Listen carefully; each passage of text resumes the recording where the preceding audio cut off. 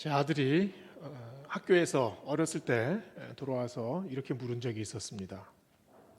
아빠도 죽어? 그래서 제가 좀 당황스러웠어요. 그럼 아빠도 죽지. 그랬더니 이 녀석이 벌써 눈에 눈물이 그렁그렁 하더니만, 그럼 나는 어떻게 해? 아빠 죽는 것보다 지가 더 걱정입니다. 인간은 예외 없이 죽지요. 절대적인 평등입니다. 이 절대적인 평등을 벗어날 수 있는 사람은 아무도 없죠. 그런데 우리가 살아가면서 우리는 우리 안에서 일어나는 아주 작은 또 사소한 불평등에 목숨을 겁니다. 내가 사는 이 땅에서의 사는 시간 동안 내가 얼마나 많이 끌어모을 수 있을까? 이걸 중요하게 생각하잖아요. 이 땅에서 100년밖에 살지 못하는데 내가 이때 어떻게 예쁘게 살까? 어떤 화장품을 써야 얼굴이 더 매끈거릴 수가 있을까? 이 생각을 합니다. 또 어떤 분은 노세 젊어서 노세, 이게 인생의 모토가 됩니다. 그래서 이 기간 동안 내가 인생을 얼마나 즐겁게 또 그냥 아주 그냥 맨날 웃으면서 살 수 있을까? 그거에 몰두하지요. 그러면서 우리가 살아가는 인생의 목적이 어쩌면 이 세 가지에 이렇게 국한되는 것 같아요. 근데 우리의 인생의 목적이 무엇이 되어야 할까요? 요즘 보면 우리 인생의 목적을 안티에이징이다라고 말하는 분들이 있습니다. 나이 먹지 않는 것, 늙지 않는 것, 이게 인생의 목적인 것처럼 보일 때가 많습니다. 우리 이전 세대 사람들은 어땠을까요? 우리 이전 세대 사람들은 우리처럼 노후를 이렇게 걱정하지 않았습니다. 이전 세대와는 다르게 우리가 사는 시대에는 노후 걱정이 굉장히 많아요. 왜 그럴까요? 우리 마음과 우리의 육신이 훨씬 건강해졌기 때문입니다. 젊어졌기 때문이죠. 그만큼 오래 살 수 있는 가능성이 열려 있기 때문입니다. 인생은 70부터다. 맞는 말입니다. 열심히 노력을 해서 이제 은퇴를 하고 70부터 아주 자유로운 그런 삶을 살아가고 내가 정말 하고 싶은 것을 할 수 있습니다. 너무나 좋은 마음이지요. 그래서 건강해야 하고 또 활력 있게 살아야 합니다. 그런데 나이가 들어가면서 우리는 내 안에 있는 활력만 몰두하고 집중하는 경향이 있어요. 오히려 나이 든다는 것은 삶의 넉넉함을 알아가는 겁니다. 삶의 인생의 성숙이지요. 손녀가 할머니 품에 탁 안기면서 할머니 얼굴에 자기 얼굴을 이렇게 부비는데 이런 말을 했어요. 할머니 몸에서 냄새나. 그랬더니 할머니가 이렇게 대답했습니다. 이게 세월의 향기야. 참 지혜로운 대답인 것 같아요. 우리가 인생을 살아가면서 내가 가지고 있는 것, 그리고 나의 나이에서 할 수 있는 것을 보게 됩니다. 성숙한 인생으로 나아가는 것, 참 중요하지요. 그런데 이 할머니의 품에 안긴 그 손녀의 모습을 보면서 우리는 인생을 보게 됩니다. 이 나이 어린 손녀가 할머니가 지금까지 살아왔던 그 마음과 그 지혜를 알 수만 있다면 그럼 얼마나 좋겠습니까? 이 할머니가 이 손녀가 이제 자라서 해야 할 그런 도전들을 또다시 할 수 있으면 얼마나 좋겠습니까? 이게 우리 인생의 고민입니다. 그런데요, 할머니도 이 손녀의 시간을 살아서 여기까지 왔습니다. 손녀도 얼마 안 있으면 자기도 할머니의 시간을 만날 겁니다. 인생은 그래서 앞서거니 뒤서거니 하면서 손을 잡고 함께 걸어가는 길이지요. 그래서 늙지 않는 것이 목적이 아니라, 늙지 않는 것은 목적이 될 수도 없습니다. 인생의 목적은 우리 안에 있는 미숙함과 성숙함이 섞여 있다는 것이요, 그것을 인정하는 겁니다.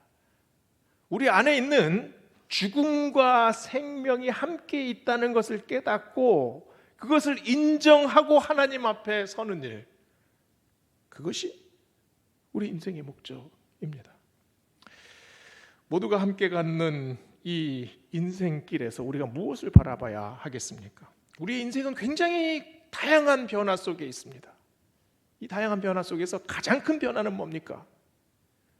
우리 그리스도인들의 인생에서 가장 큰 변화는 부활입니다. 부활보다 더 큰 변화는 없지요.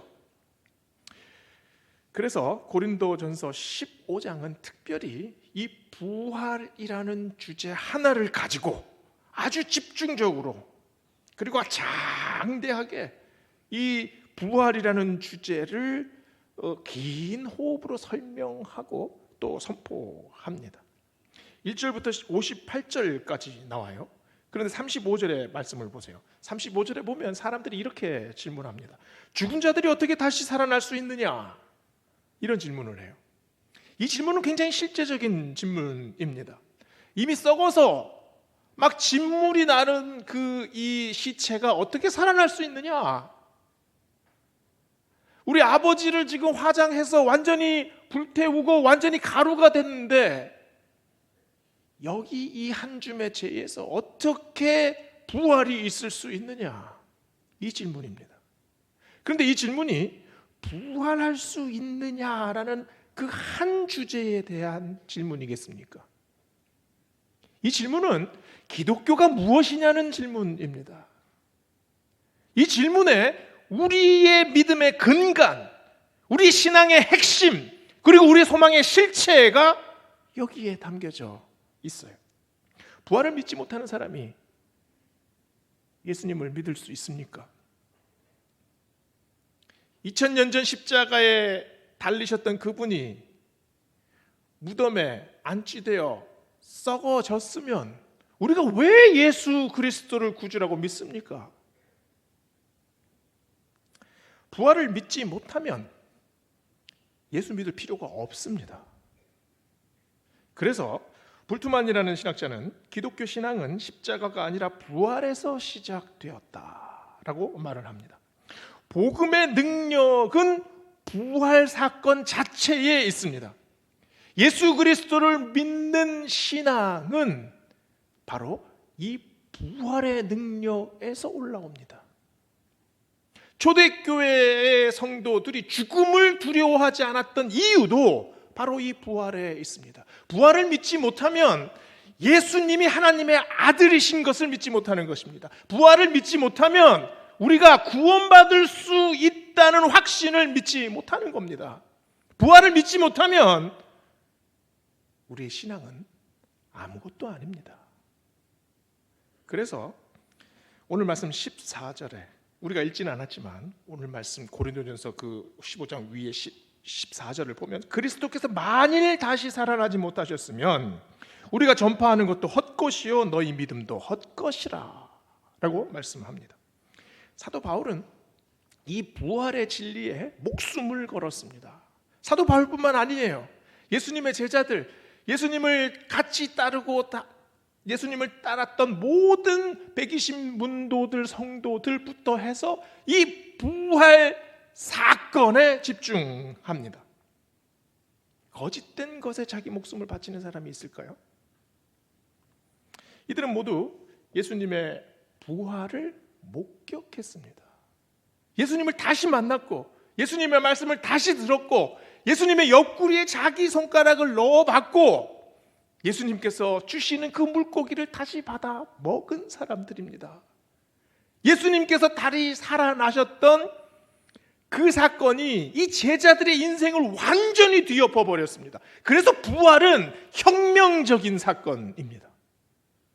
지금까지 살아왔던 인생이 평탄하게 그저 이어지는 것 같은 것이 아니라 완전히 뒤바뀌어진 인생, 새로운 인생으로 거듭나는 거지요.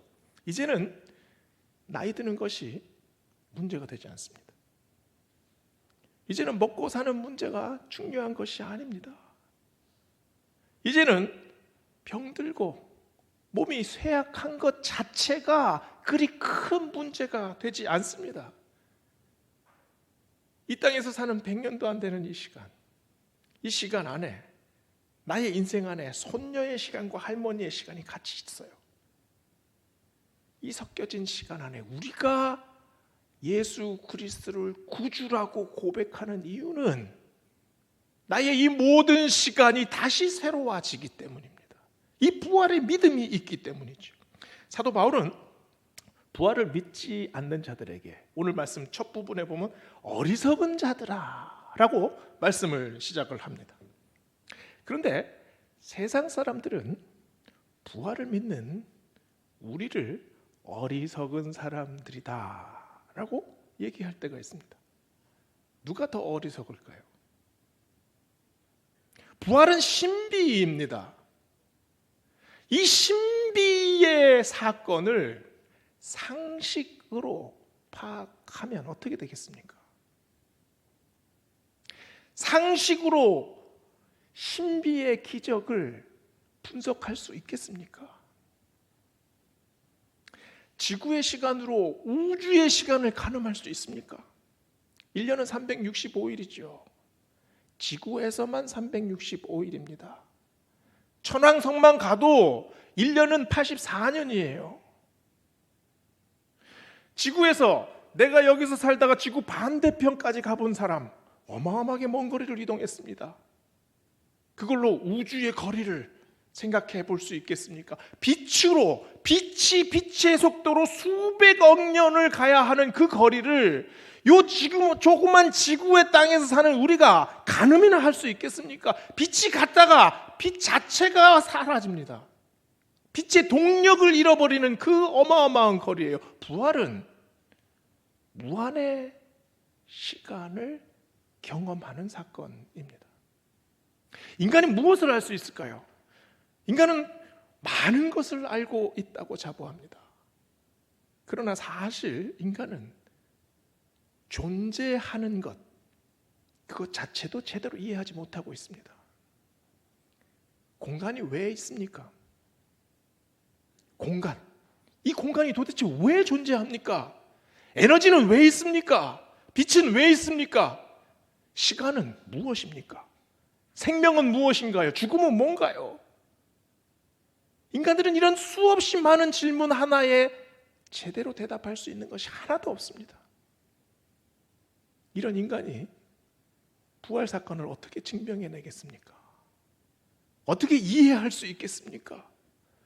우리가 가진 요 자그만 상식으로 거대한 하나님의 섭리를 우리가 어떻게 파악해낼 수 있겠습니까? 부활의 신비를 인간이 설명하는 것 자체가 불가능합니다.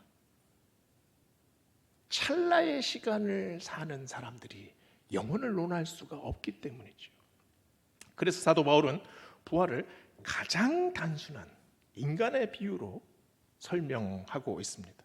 부활을 논증하려고 하는 것이 아니라 논증 자체는 불가능하고요. 다만 부활의 느낌을 인간의 비유를 통해 우리에게 이렇게 보여주는 거예요. 오늘 말씀 36절, 38절을 보세요. 네가 뿌리는 씨가 죽지 않으면 살아나지 못하겠고 또 네가 뿌리는 것은 장래의 형체를 뿌리는 것이 아니요 다만 밀이나 다른 것의 알맹이뿐이로되 하나님이 그 뜻대로 그에게 형체를 주시되 각 종자에게 그 형체를 주시느니라. 죽지 않으면 살아나지 못한다. 부활 신비의 첫 단계입니다. 죽으면 모든 것이 끝이다. 이게 인간의 명제입니다. 근데 오늘 말씀은 우리가 알고 있는 상식, 인간의 명제를 한꺼번에 확 뒤집어 엎습니다. 그리고 씨앗을 땅에 심으면 그 씨앗은 어떻게 됩니까? 씨앗이 죽습니다. 썩어요. 문드러지지요. 그런데 이 씨앗의 시체에서 새로운 것이 올라옵니다. 그래서 이것으로 생명이 다시 생겨나기 시작하죠. 생명의 가장 단순한 현상입니다. 생명은 죽음에서 자라요. 농부가 수없이 많이 씨앗을 뿌립니다. 그런데 이 죽은 씨앗에서 생명을 움트게 하는 일이 농부가 하는 일입니까? 농부는 그저 관찰만 합니다. 하나님께서 하시는 일이지요. 그런데 아무리 그 현상을, 생명이 살아나는 현상을 관찰해도 농부가 제대로 알 수 있습니까?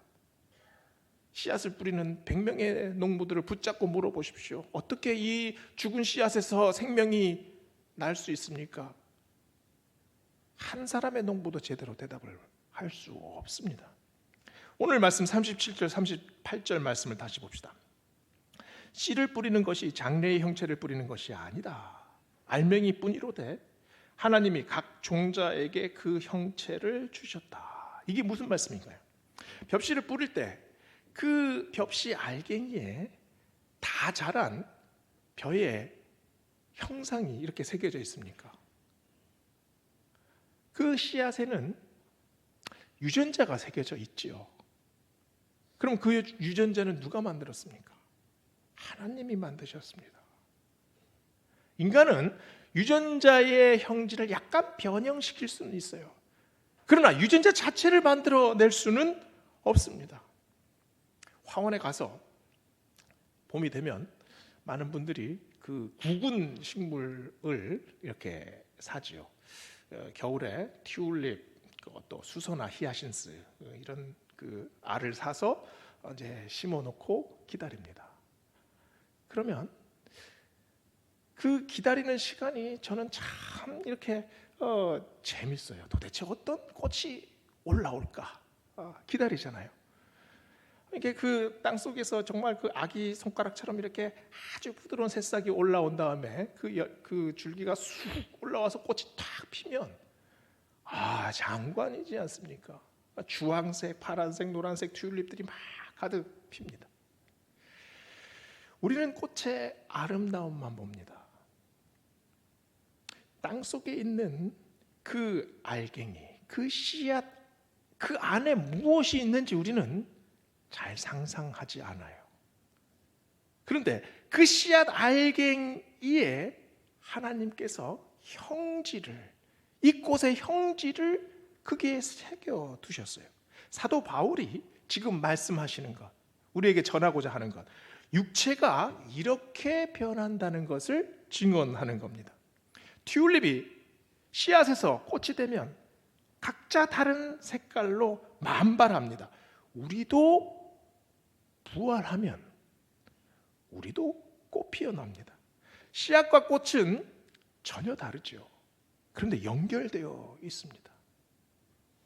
우리가 부활하면 우리의 모습은 완전히 다른 모습이 될 거예요. 그러나 완전히 다른가요? 우리도 연결되어 있어요. 그래서 51절, 52절에서 이렇게 말합니다. 보라, 내가 너희에게 비밀을 말하노니 우리가 다 잠잘 것이 아니요 마지막 나팔에 순식간에 호련히 다 변화되리니 나팔 소리가 나매 죽은 자들이 썩지 아니할 것으로 다시 살아나고 우리도 변화되리라. 변화됩니다. 씨앗이 꽃으로 변하면 완전한 변화입니다. 모양이 달라지고 형태도 달라지고 또 향기도 달라집니다. 그러나 그 씨앗이 그 꽃 아닙니까? 씨앗이 완전히 변했습니까? 씨앗의 형질은 꽃에 그대로 남아 있습니다. 씨앗은 하나님께서 우리에게 허락하신 이 땅의 시간입니다. 우리가 부활하면 어떻게 변할까요? 우리가 땅 속에 있었던 씨앗의 시간, 눈물의 땅입니다. 어둠의 땅이고 불안의 땅이고 또 불만의 땅이었을 수 있어요. 그러나 우리가 부활하면 그 씨앗으로 우리가 서로 만납니까? 우리는 무엇으로 만납니까? 우리는 꽃으로 만나요. 씨앗의 기억이 고스란히 꽃으로 연결됩니다. 돌아가신 아버지를 우리는 꽃으로 만날 겁니다. 딸을 꽃으로 만날 겁니다. 장로님과 또 권사님과 집사님을 우리는 꽃으로 만날 거예요. 이 땅에서 엉켜있던 비난과 오해와 미움과 또 눈물도 있겠지요. 그러나 우리가 꽃으로 다시 만날 때 그것을 우리는 은혜로 느낍니다. 또 사랑으로 느낍니다. 우리가 변화된 인생 자체가 하나님 주시는 그 은혜의 광채 위에서 피어나는 꽃처럼 향기가 될 거예요. 이것이 부활의 능력입니다. 부활의 능력은 하나님에게 있습니다. 하나의 밀알이 땅에 떨어져 죽어도 그 죽은 하나를 일으키시는 분은 하나님이십니다. 그 하나를 사랑하시면, 그 하나를 일으키고자 마음 먹으시면 우리의 죽음이 부활로 변화되지요. 그래서 39절 41절은 이렇게 증거합니다. 육체가 다 같은 육체가 아니다. 사람과 동물, 새와 물고기의 생명이 있다. 해와 달과 별의 영광이 다르듯이 하늘에 속한 영광과 땅에 속한 영광이 따로 있다.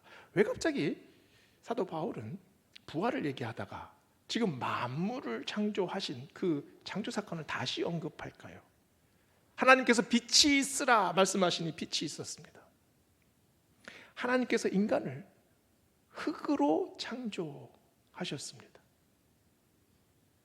우리가 죽어서 썩어 문드러져도, 우리가 화장터에서 완전히 재가 되어도 그 남은 재가 이 땅의 흙과 완전히 섞여서 형체도 어디에 있는지 알지 못해도, 그래도 하나님께서 우리를 다시 일으키시면, 우리를 다시 창조하시면 우리는 부활합니다. 그래서 창조는 부활이에요. 부활을 믿는 사람은 창조주를 믿는 사람입니다. 부활을 고백하는 사람은 하나님께서 이 세상 만물을 다 만드셨습니다 고백하는 사람이에요. 그래서 부활을 바라보는 사람은 창조주를 바라보는 사람입니다. 우리가 부활하면 어떻게 될까요? 42절에서 44절은 이렇게 선포합니다. 죽은 자의 부활도 그와 같으니 썩을 것으로 심고 썩지 아니할 것으로 다시 살아나며, 욕된 것으로 심고 영광스러운 것으로 다시 살아나며, 약한 것으로 심고 강한 것으로 다시 살아나며, 육의 몸으로 심고 신령한 몸으로 다시 살아나나니 육의 몸이 있은즉 또 영의 몸도 있느니라. 죽은 자는 썩습니다. 우리 육신은 약합니다. 우리는 욕된 인생을 살아갑니다. 그런데 이것을 어떻게 변화시켜 주십니까? 우리의 육신이 이 땅에서 썩어집니다. 그런데 오늘 말씀을 보면 우리가 죽어졌을 때 우리의 영혼만 하나님이 가져가시는 것이 아닙니다. 우리의 영혼만 부활하는 게 아닙니다. 우리의 육신 자체가 새롭게 살아납니다. 이것이 우리가 믿는 부활신앙이에요. 육신 자체가 영혼과 함께 같이 살아납니다. 우리의 평생을 돌아보면 수치와 죄악이지요. 인생이 죽음에 가까이 가는 것, 부서지는 일입니다. 소멸되는 인생이죠. 그 죽음 앞에서 우리가 인생을 돌아볼 때 부끄럽지 않은 사람이 어디 있겠습니까? 그런데 이런 부끄러운 우리의 모든 시간 위에, 우리의 인생 위에, 우리의 육체 위에 영광을 덧입혀 주십니다. 그래서 새롭게 만들어 주시죠. 죽음을 앞에 두고 약하지 않은 사람이 어디 있습니까? 몸도 약하고 마음도 약해집니다. 고혈압과 당뇨병 많이 앓으시죠? 어떤 분은 위암 수술해가지고 배에 긴 칼자국이 있는 분도 있을 겁니다. 우울증도 있지요. 관절염 앓으시는 우리 권사님들 얼마나 많으십니까? 부활하면 어떻게 되겠습니까? 오늘 말씀을 보면 강한 것으로 변화시켜 주신다. 우리가 갖고 있는 육신이 아니라 완전히 새로운 육신, 완전히 새로운 육신으로 우리가 변화됩니다. 육신의 몸은 우리는 정욕과 탐욕에 시달립니다. 우리가 하나님 앞에 거룩하게 쓸 수 있는 존재들이 아닙니다. 그러나 이 약하고 또 그 정욕과 탐욕에 찌든 우리의 모든 인생을 신령한 몸으로 변화시켜 주신다 말씀을 했습니다. 2019년 영국 BBC에서 한 요양원에서 우연히 찍힌 영상을 들어줬습니다. 이 90세가 넘으신 마르타 곤잘레스 살다냐라는 할머니인데요.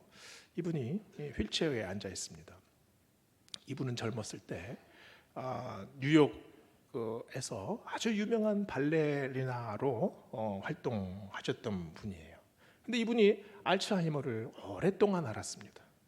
가족도 다 기억하지 못하고 심지어 자기가 누구인지도 알지 못하고 십수년을 살았어요.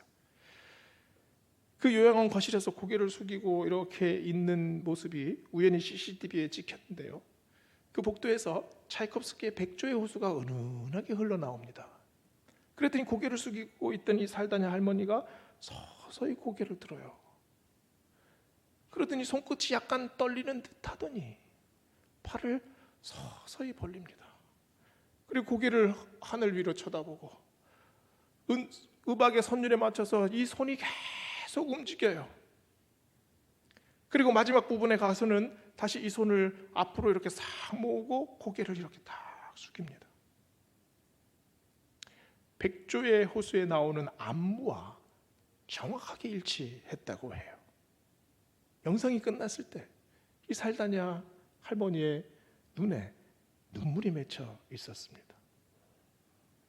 이 할머니가 어디에 있습니까? 휠체어 위에 앉아 있습니까? 오페라 하우스 그 중간에, 그 공연장 그 현장에 서 있는 것 아니었겠습니까? 살아납니다. 잃었던 기억이, 연약한 육신이, 연약한 마음이 살아납니다. 음악으로도 살아나는데 하물며 부활의 신비겠습니까? 하나님이 명령만 하시면, 하나님이 우리를 보아주시기만 하면, 하나님이 우리에게 손 뻗어주시면, 하나님께서 우리를 일으켜 주시면 우리는 죄에서도 살아납니다. 새로운 생명을 얻습니다. 우리는 부활합니다. 이것이 우리의 믿음 아닙니까? 그래서 요한계시록 21장 4절은 죽은 자의 부활을 이렇게 설명합니다. 모든 눈물을 그 눈에서 닦아주시니 다시는 사망이 없고 애통하는 것이나 곡하는 것이나 아픈 것이 다시 있지 아니하리니 처음 것들이 다 지나갔습니다. 썩을 것과 또 욕된 것과 또 부끄러운 것 모두 다 지나갔습니다. 사라지는 것과 사라지는 것과 지나가는 것은 다릅니다. 우리는 이 땅에서의 눈물과 아픔을 기억합니다. 그러나 영향받지는 않아요. 부활은 단절이 아니라 연속입니다. 기억하지만 슬퍼하지 않습니다. 기억하지만 괴로워하지 않아요. 기억하지만 아파하지 않습니다. 왜냐하면 다 지나갔기 때문이죠. 부활은 포용입니다. 부활은 초월입니다. 그래서 은혜예요. 그래서 감사지요. 그래서 찬양입니다. 우리는 부활신앙으로 사는 사람들입니다. 부활신앙은 단순히 나 한 개인의 미래의 천국에서 부활하는 것만을 의미하지는 않습니다. 부활의 진리 앞에서 변화된 사람은 내가 사는 이 땅에서 죽어가는 모든 것들을 위해서 사랑합니다. 그것들을 하나씩 살려냅니다. 여수 애양원에 있는 손양원 목사님 기념관에 이 커다란 돌에 이런 시비가 있습니다. 여기 이런 글귀가 있는데요. 나 환자의 피고름을 입술로 빨아낸 당신은 이미 이 땅의 사람이 아니었습니다. 두 아들이 총에 맞아 죽던 날 아들을 둘씩이나 순교의 제물로 받으시니 감사합니다 고백했을 때 당신은 이 땅의 사람이 아니었습니다.